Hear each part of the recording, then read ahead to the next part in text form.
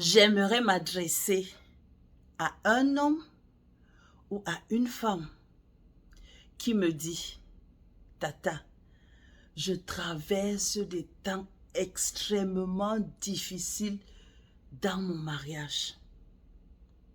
Depuis une semaine, depuis près d'un mois ou même plus, c'est difficile dans mon mariage. Cette vidéo est pour toi. Salut à tous. Oui, les difficultés ne sont pas quelque chose d'étrange ou d'anormal dans le mariage. Tous les mariages, je répète bien, tous les mariages traversent souvent des temps difficiles et parfois extrêmement difficiles. Lorsque nous voyons des couples qui ont déjà fait plus de 20 ans, plus de 30 ans, jusqu'à 50 ans de mariage, le plus souvent, on se dit que, oh, la femme là a été chanceuse, elle a eu un bon mari, ou le monsieur là a été chanceux, il a eu une bonne épouse.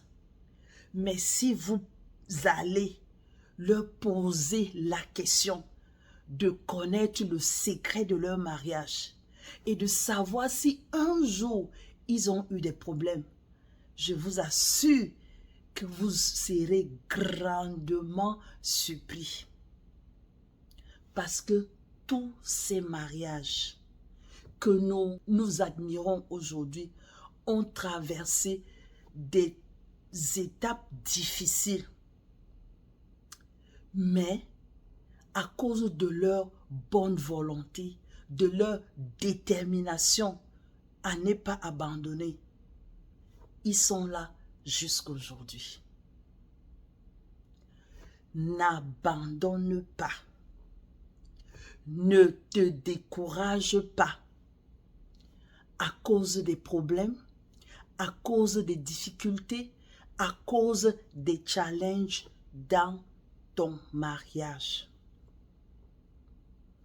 Les difficultés dans le mariage ne viennent pas pour nous séparer, non. Les difficultés viennent pour nous donner la maturité, pour nous permettre de grandir et de solidifier même notre relation. Même l'exemple de ce que la Bible dit, que lorsque un cultivateur va pour les semailles, nous tous, nous connaissons, ce n'est pas avec un visage rayonnant, non. C'est triste parce que c'est difficile. Il faut cultiver, il faut creuser, il faut bêcher. Parfois, le terrain est difficile. Mais il ne se décourage pas parce qu'il sait qu'un jour, il va récolter. Donc, il creuse, il bêche, il sème. Et lorsqu'il revient des semailles, vous voyez le visage est rayonnant de joie. C'est la même chose. Lorsque tu te maries, c'est comme si tu étais un cultivateur. Tu vas travailler. C'est un champ vide que tu dois travailler. Tu dois semer. Semer la bonne semence. Et être patient. Qu'un jour, ça va produire. Et je vais récolter des bons fruits. Mais si tu te décourages en cours de route, tu dis que non, je n'en peux plus, tu ne récolteras absolument rien. Et je t'assure qu'un jour, tu risques de regretter. Ne regarde pas les difficultés comme un signal pour te dire que c'est fini pour le mariage. Non. Accueille les difficultés comme un challenge pour te permettre de grandir. Je parle particulièrement aux jeunes mariés. Lorsqu'il y a un petit problème avec son mari ou avec sa femme, il court vite, il ou elle court vite vers les parents. Maman, voici ce qui s'est passé. Papa, voici ce qui se passe. Et parfois, les parents, dans l'ignorance, s'entremêlent dans les problèmes de foyer et finalement, c'est la catastrophe. Ma fille, mon fils, le mariage, c'est pour les gens matures. Lorsqu'il y a un problème, mets ta tête en jeu, ton intelligence. Qu'est-ce que je peux faire dans ce cas? Quelle est la solution pour ce problème? Et je t'assure, lorsque tu travailles avec ton mari et vous parvenez à trouver ensemble la solution, cela vous permet de grandir. Cela consolide encore vos relations. Alors que si, lorsque vous avez des problèmes, vous courez chez les parents, vous courez chez les amis, le plus souvent, vous ne grandissez pas. Une autre situation va se présenter.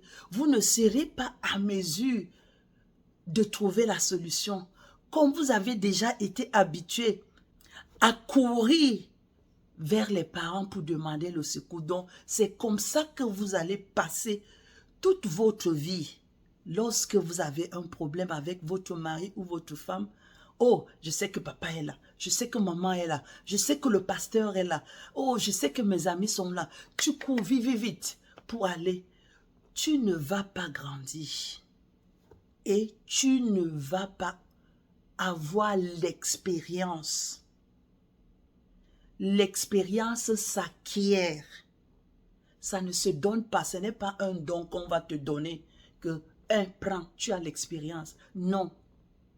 C'est après avoir surmonté les difficultés, tu as l'expérience, tu apprends les leçons dans le mariage que tu peux même partager avec une autre personne qui va traverser les mêmes difficultés. Voilà l'expérience. Donc, ne te décourage pas. N'abandonne pas à cause des problèmes. Quelle que soit la difficulté, je vous assure que tout est possible à Dieu. Oui, il faut le savoir. La parole de Dieu dit également que, c'est en anglais, j'aime la version anglaise qui dit « Weeping may endure for a night, but joy comes in the morning. » Ça veut dire que les larmes, vous pouvez pleurer toute la nuit, mais le matin vient le sourire, l'allégresse. Donc lorsqu'on traverse les temps difficiles, il faut toujours avoir espoir qu'un jour ça va marcher, qu'un jour il y aura la solution à ce problème-ci. Je sais que le problème que je traverse ici, il y a une solution quelque part. Je travaille dans la prière, je lis la parole, je demande de l'aide au Seigneur, je demande de l'aide au Saint-Esprit. Et avec la patience, un jour, la solution va apparaître, ou le Seigneur va me donner la solution. Et cela va me réconforter et surtout va me permettre de grandir.